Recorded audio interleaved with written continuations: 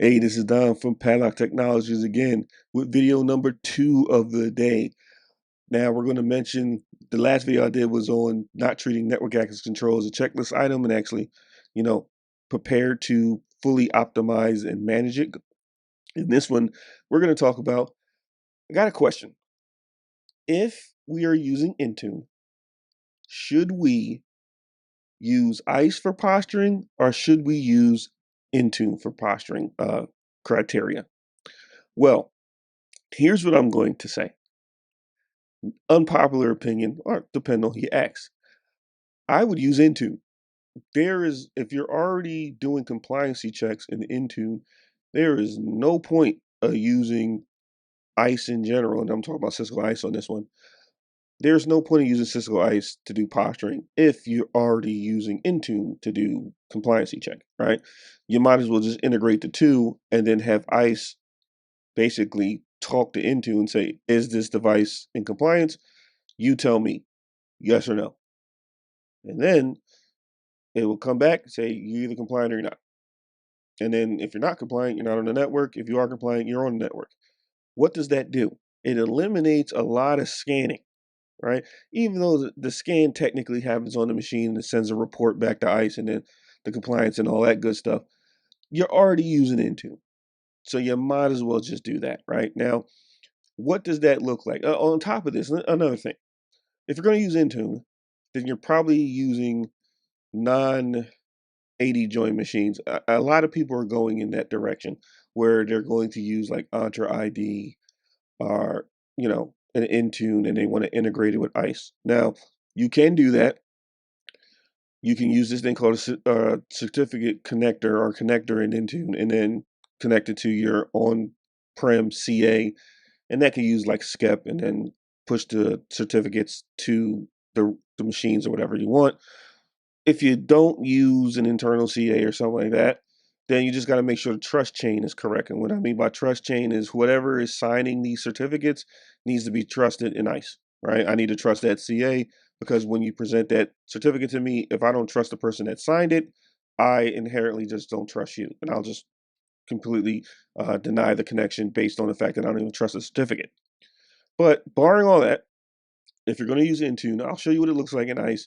It's basically an external MDM. And then once you integrate the external MDM, what will happen is you'll now get a function in your policy set and your authorization policy where you can say, hey, MDM, tell me is the person compliant or not.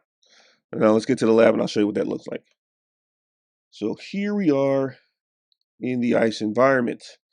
So I already did the integration here. So to do that, you're going to go to administration and then external MDM. Now I'm using Intune and here's my Intune integration. As you can see, it's enabled.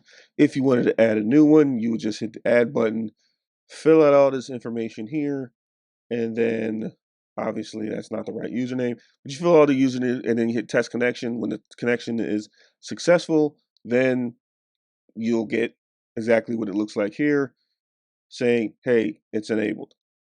Now, after that's enabled, all you have to do is go to your policy set. And I believe I did it on the wired side. You go to your policy set here. And obviously, I did it where I'm doing a certificate. So as you can see, I'm basing it on a organizational unit called Intune. Why? Because these machines are not 80 joined. So I can't really look at something like domain computers per se because they're not 80 joined. Same thing with Macs. If you're going to use JAMF, you probably use OU, say JAMF or JAMF, depending on who you ask is how they pronounce it. And then once that goes through, you're going to use your own certificate off profile or whatever. And then after that is successfully going through, what you would do is I have it disabled right now, but this rule right here is what you would create. So I'm going to say, hey, does the certificate organizational unit say Intune? Yes, because of the Intune machine, it's pushing the certificates if you're doing that. But the main one here is MDM device compliance status is compliant. Now, this is where ICE is going to rely on Intune to tell you if the device is compliant or not. Now, on the back end, because I'm not showing you the back end part, you do have to create an enterprise application in Entra ID or Azure ID, whatever you want to call it. You do have to create a enterprise application, and then you have to give it permissions for device compliance. So you have to give it those permissions, and that's what you do before you do the MDM integration, because you have to do that first, create the application, and then give it the right permissions. Then when you get the client ID, you get the key and the value, and then you have to actually, now this is a part, if you miss, it won't work either. You have to take your certificate. So it's going to use, ISE is going to use the admin cert, right? So this is where proper cert management is going to work, or proper cert configuration is going to work. This admin cert basically has all my PSNs as SANs, or subject alternative names. So all I have to do is use one admin cert. Now, if you didn't do that and everybody has its individual admin cert, you're going to have to upload that certificate into the application, right? Because when I go to check with Intune, I'm going to use my ICE cert, admin cert, to actually do that communication. So you have to do that. But once that's done, again, from the policy set standpoint, you will just go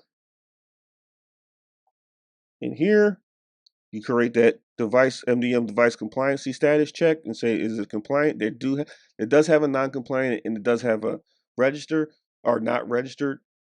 Let's be honest. If it's a managed machine, it should be registered in MDM. I wouldn't, from a strictly CX perspective, I would not let people like your normal employees try to register their devices in Intune. I would be very careful doing that.